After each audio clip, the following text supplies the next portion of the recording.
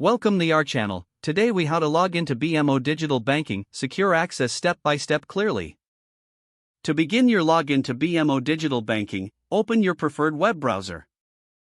In the address bar, type in the official BMO website URL and press enter. Once the home page loads, locate the sign in button, usually found in the upper right corner. Click on the sign in button to proceed to the login page. You will see fields prompting you for your user ID and password. Enter your user ID in the designated field. Next, carefully input your password in the corresponding box. If you wish to stay signed in on your personal device, you can check the Remember User ID option. Once all information is entered, click on the Sign In button to access your account. If you've forgotten your user ID or password, click on the corresponding link for recovery options.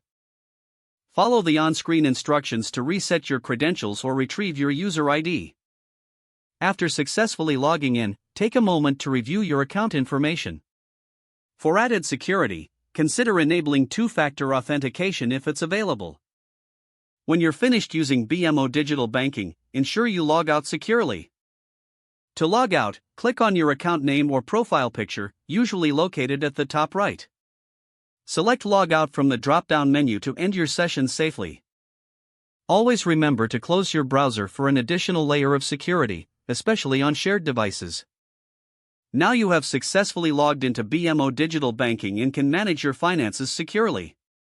If the page does not load, refresh the browser or try again in a private or incognito window.